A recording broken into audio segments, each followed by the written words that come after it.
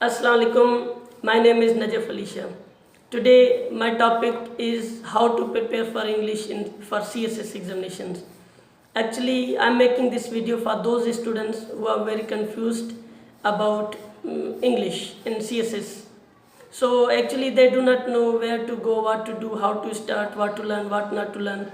So seeing all this, I thought I must make a video in order to facilitate them, in order to make them know how to prepare for CSS examination, how to prepare the portion of CSS examination. So especially for this I'm making this video. Let me tell you that first of all, try to learn basics of English. Basics is very important and it will lead you to writing, essay writing or precis writing. If you are very weak in basics, it is impossible to write an essay or precis or solving composition portion if you are very weak in basics. So try to start from zero grammar. Try to start from grammar, simple grammar. So when you start from grammar, when you learn all grammatical rules, it becomes easy for you to write a paragraph, essay, precis composition. It becomes easy for you. But if you are weak in grammar, you will face a lot of difficulties in writing essay, precis composition. So grammar is very important. I have seen that many students, despite making a lot of efforts, despite preparing a lot for CSS examinations, fell in essay and precis composition papers. And that all is because they write, they fill their pages. But there are many mistakes, grammatical mistakes that get crept into essay, precis composition.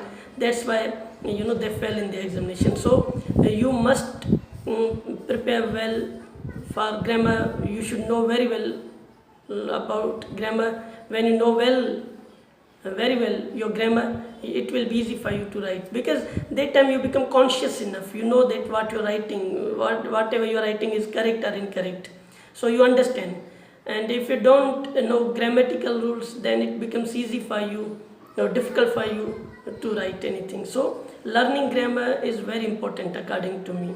Many people ignore this part. They say that if they directly practice essay writing or precis writing, they can pass the examination.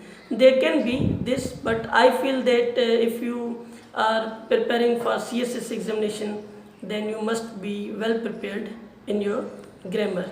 And then let me tell you, as far as your composition paper is concerned, that is all about grammar. If you there are questions of error analysis and direct, indirect, active, space wise, pair of words. So there are such questions in composition. If you don't know well about grammar, you may not be able to solve them. So knowing grammar is very important. And in precis, essay or composition, grammar is very important. Otherwise many mistakes will get crept into these things, and they will cause you to lose your marks, and they may cause you to fail in English portion of CSS examination. So know very well about grammar. Now a question arises, how to learn grammar. Many students, what they do, they try to take help of internet. It is good that you are taking help of internet, you are taking videos, or from Google you are getting notes. It is good thing. And many students try to go to markets and come back with the books on English grammar, and they try to learn grammar on their own. It is good thing, but it may prove to be time taking. You may take a lot of time, you may waste your lot of time, and you may not be able to learn things very properly. So according to me, you should go to English teachers and try to get guidance from them. And the things you may take a lot of time in learning. You may save your time when you get guidance from a teacher. So I think teachers can teach you all of the grammar in a couple of months. So try to go to teachers, and in this way you can save your time and you can learn things more effectively. And suppose if you learn things from books on your own, then there can be chances of not understanding books properly. But if you go to teachers, their guidance will help you a lot in understanding all grammar, and after that you will become confident enough in writing anything with the help of that grammar. So learning grammar from teachers is very important, I think. Now After learning grammar from teacher, if you refer English books, I think those will help you too much in understanding grammar more. So try to take help of teachers. And other thing, how to write a paragraph, because when you write a paragraph, it means you can be able to write an essay. If a person can write a paragraph, he can write an essay, because essay is all about paragraphs. Paragraphs collectively make an essay. So if you cannot write a paragraph, it means you cannot write an essay. So let me tell you how to write a paragraph.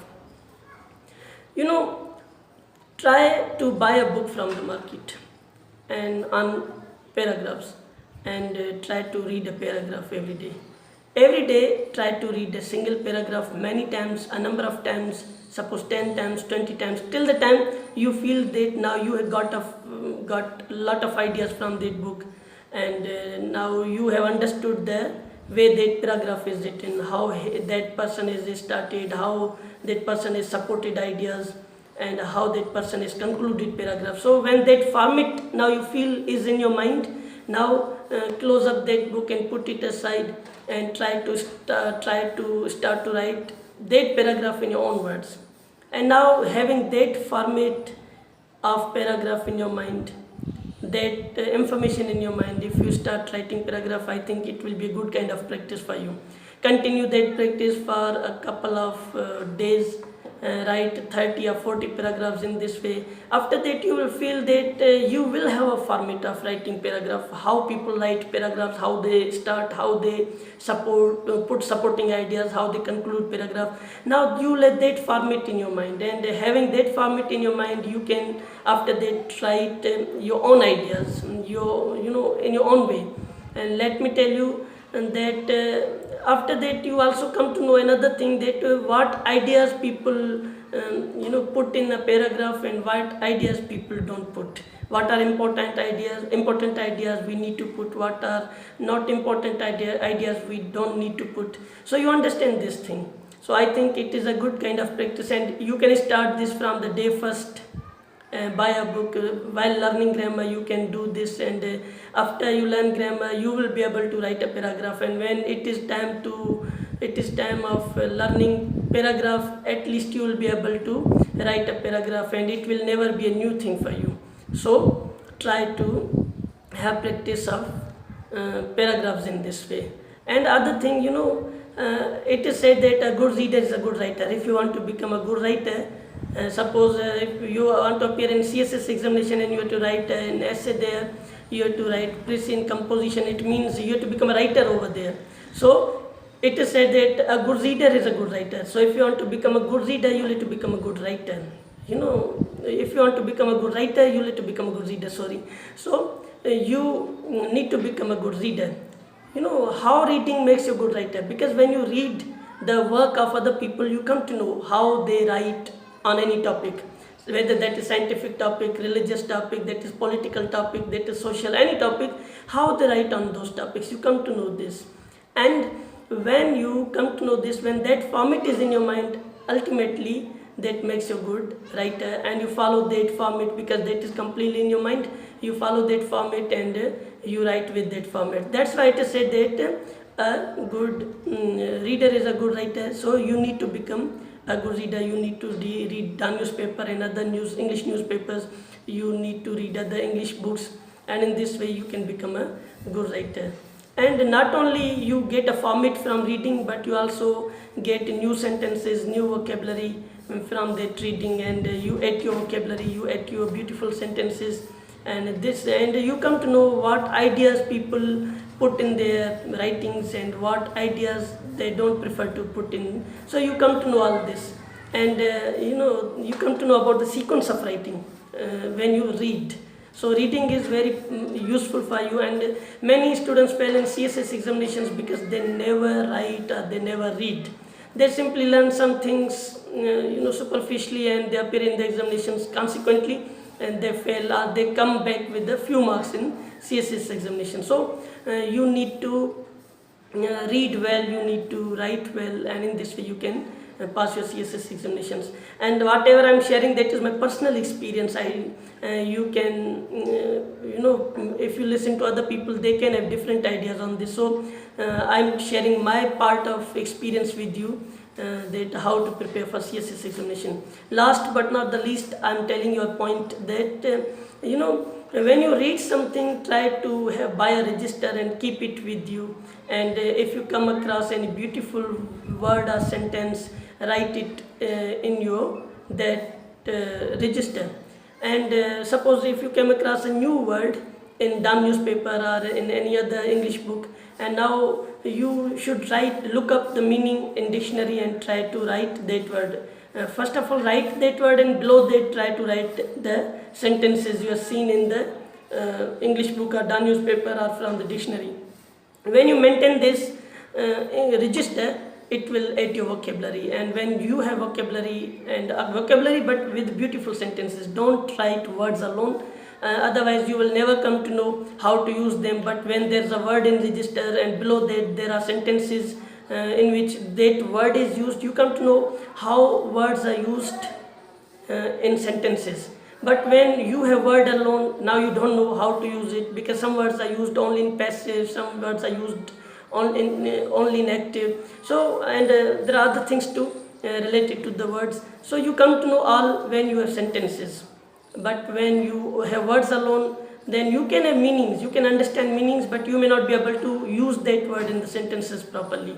That's why try to maintain a register in which you must have vocabulary along with sentences in which those words are used. And in this way you can increase your vocabulary. I hope this video has given you a lot of information. And if you have any problem in CSS preparation, especially about English, then you can come in contact with us. Thanks for watching us. See you next time.